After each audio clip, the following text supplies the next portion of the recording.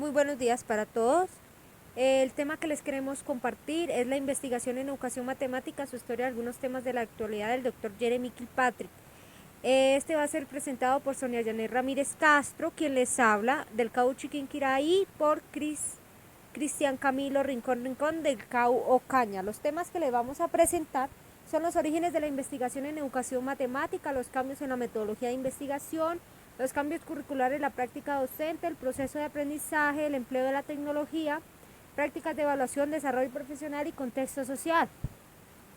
Iniciamos con los orígenes de la investigación en educación matemática. Como pueden ver en la diapositiva, lo que quise fue hacer como una línea de tiempo donde vemos primeramente el año 1790. Como todos sabemos, la educación matemática se inició en las universidades. En 1790 inició en la Universidad de La Haya con la primera posición académica de educación. En segundo lugar está en 1871. En Reino Unido fue fundada la primera asociación para la mejora de la enseñanza en geometría, la llamada AIGT. En tercer lugar está en 1873 en la Universidad de Iowa se dio la primera cátedra permanente en educación. En cuarto lugar está en 1887, donde en Estados Unidos se crea el New York College for the Training of Teachers, el primer ejemplo de educación superior. En quinto lugar está en 1890, donde en Estados Unidos, citando a Kuberley de 1920, donde él nos dice que había ya menos de una docena de cátedras de educación. En sexto,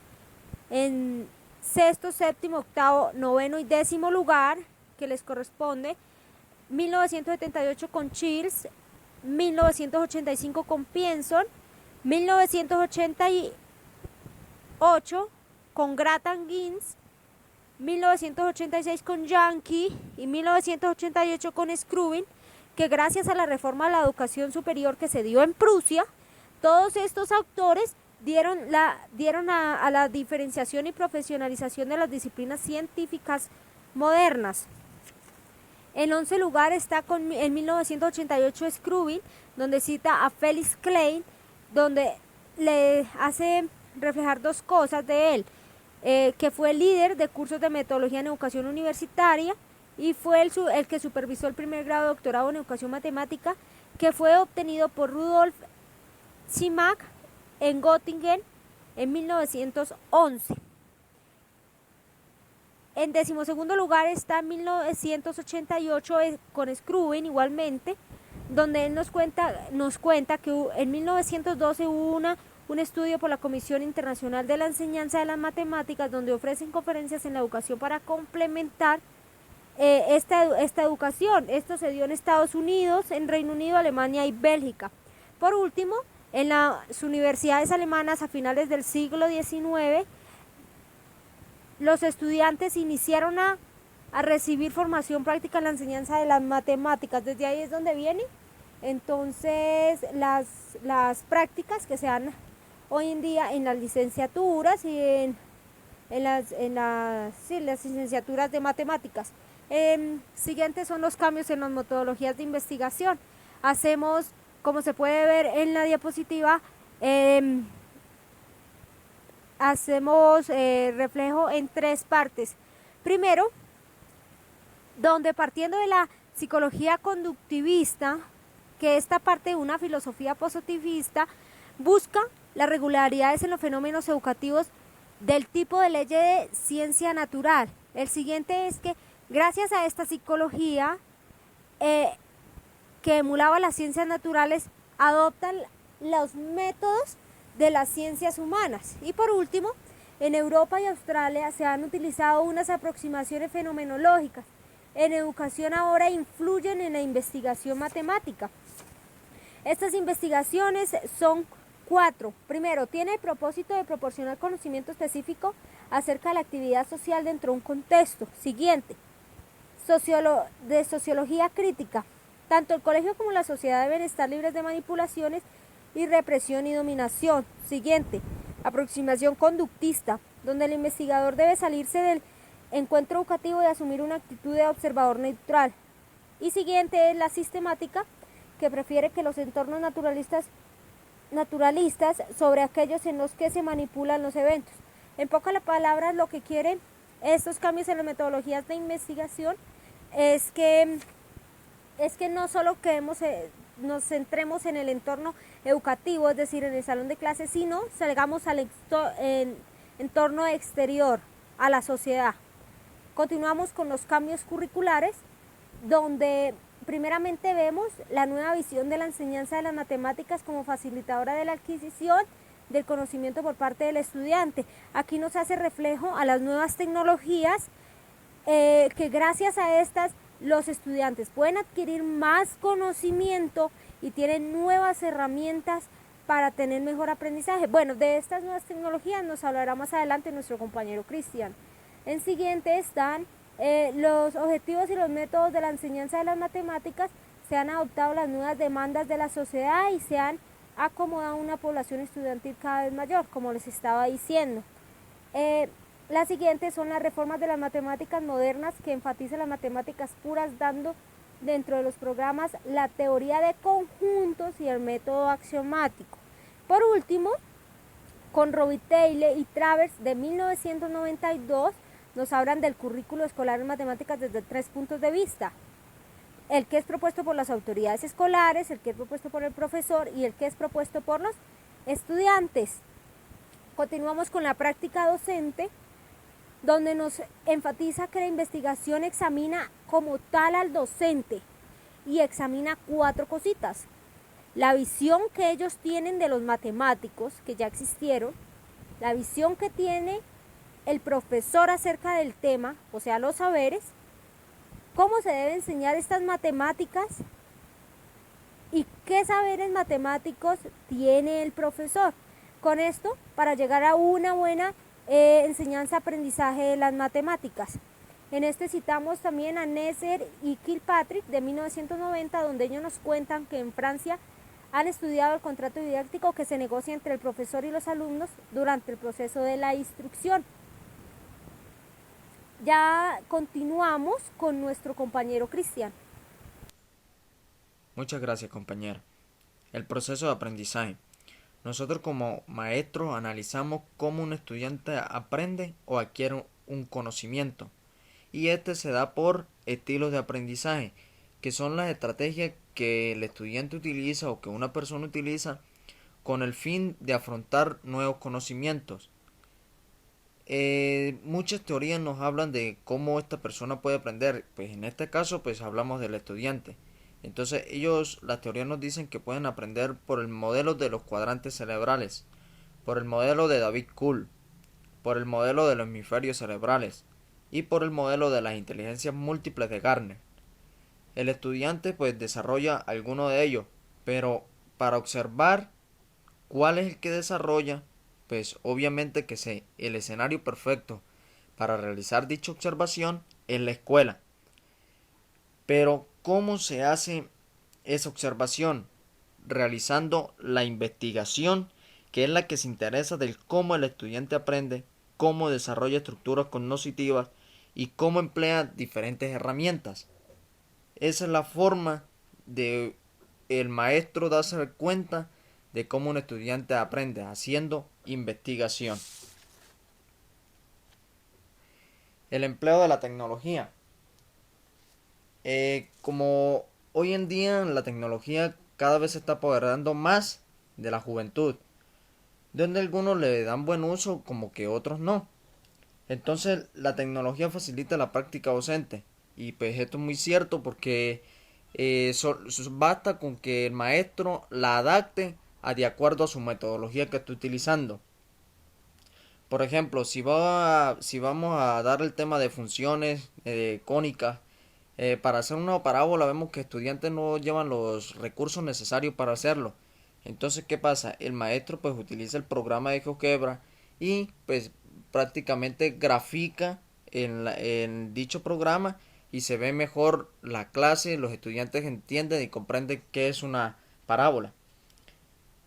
La tecnología es una herramienta de enseñanza, pues con el ejemplo anterior cabe de resaltar de que sí es una herramienta de enseñanza porque los estudiantes se dan cuenta de cómo es una parábola, y la forma que lleva, cómo se grafica, ¿sí? Entonces es una herramienta de enseñanza. La tecnología, pues como sabemos, tecnología no solo computador, sino también existen las calculadoras con gráficas. También existen los celulares ahora, que hoy en día tienen muchas aplicaciones para graficar.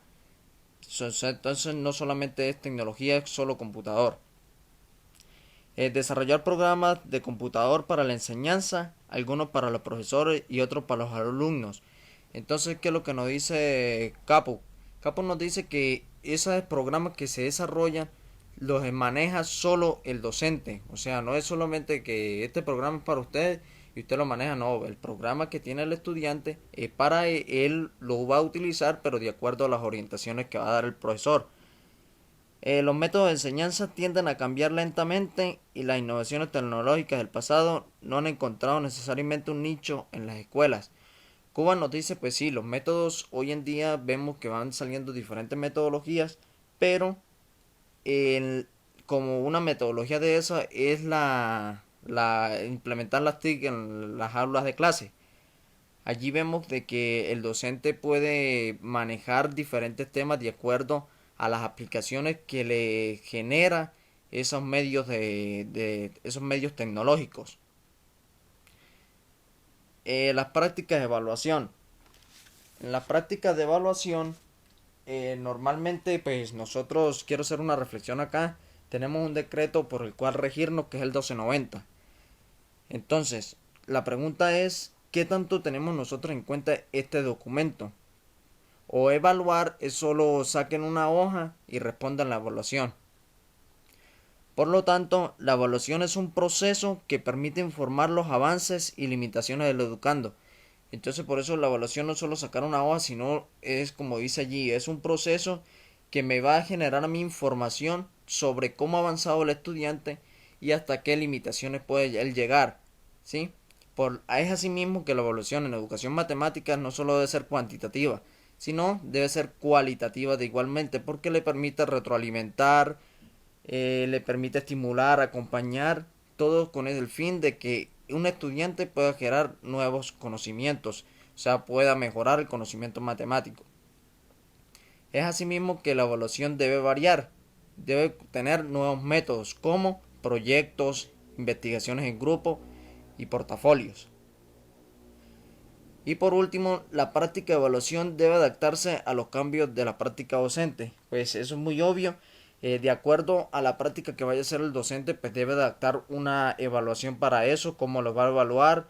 Si digamos para enseñar los fraccionarios en primaria, debe ser una evaluación distinta a la que se debe utilizar en secundaria porque es un nivel más de complejidad en la secundaria que en la primaria. Entonces, la evaluación debe de variar en ese caso. El desarrollo profesional. Un profesor matemático, pues obviamente debe saber matemática. Pues ahí no digamos que solo, o sea, solo matemática y ya no. Pues obviamente un profesional, un profesor matemático, pues debe de manejar diferentes conocimientos. Pero más que todo, pues debe enfatizarse o quizás debe tener como más análisis, más razonamiento, más conocimiento sobre las matemáticas. Un docente pues debe de prepararse y superarse para tener unas mejores estrategias de enseñanza, tener un mejor conocimiento. Siempre en esta parte uno como maestro debe tener un pie adelante del estudiante para que responder cualquier duda y no dejarlo en la incertidumbre. Las acciones específicas del profesor es igual a los logros específicos del estudiante. Pues eso está muy claro porque un profesor al preparar su clase, él se traza unos propósitos. Y esos propósitos es de que los estudiantes adquieran el conocimiento que él está impartiéndole. Entonces, por eso que debe tener, eso es igual a los logros específicos del estudiante, o sea, a los logros que los estudiantes realizan de acuerdo a las orientaciones que él da. Y los investigadores pues han comenzado a entrar al salón de clases para examinar el desempeño del docente. Y eso es muy claro porque el docente es el primer agente y el que más está involucrado en cómo un estudiante adquiere el aprendizaje por la forma como él lo da y pues obviamente, como ya lo dije anteriormente, es lo que el estudiante aprende. Si un estudiante aprende, normalmente vemos que la culpa es del docente, pues quizá él tiene gran parte de culpabilidad, pero vemos que hay otros factores allí. Por último, el contexto social. Bueno, el conocimiento matemático, pues obviamente se desarrolla en el contexto social, allí donde realizamos la práctica. Es ahí donde decimos que las matemáticas es un fenómeno social. Es un fenómeno social, ¿por qué? Porque el maestro y los estudiantes son miembros de varios grupos sociales. La enseñanza y el aprendizaje son procesos sociales y las matemáticas que se enseña están determinadas socialmente. ¿Sí ven? Como ya lo dije anteriormente, es el contexto social donde se lleva a cabo todo el conocimiento matemático. Y los estudiantes utilizan su experiencia previa al adquirir nuevo conocimiento dentro de situaciones de interacción social. O sea, ahí es cuando se habla de que hay un conocimiento significativo, porque de acuerdo al conocimiento que tiene el estudiante, pues debe tener los conocimientos previos para adquirir un nuevo conocimiento. Entonces es lo que se dice que hay un conocimiento significativo. Everton y Clemens en 1991 nos hablan de un lenguaje que juega un lenguaje juega un papel muy complejo en el aprendizaje de las matemáticas. ¿Por qué? Porque el lenguaje, como vemos, nosotros necesitamos comunicarnos para que un conocimiento sea muy eficaz. Entonces es importante de que el maestro pueda modelar, pueda construir y presentar sus argumentos válidos de acuerdo a una situación problema. También lo pueden utilizar los estudiantes que deben de razonar, deben de construir y presentar sus argumentos válidos sobre alguna situación que se les presenta. Y a los estudiantes en la escuela pues se les está inculcando todo lo que es cultura matemática. La cultura de las matemáticas que trae escolares, la que trae desde su casa y la que aprende con el adulto, ¿sí? Entonces eso es una cultura matemática. Como por último podemos observar las conclusiones que se presentan en las diapositivas y finalmente terminamos con las referencias. Eso es todo lo que nos correspondió.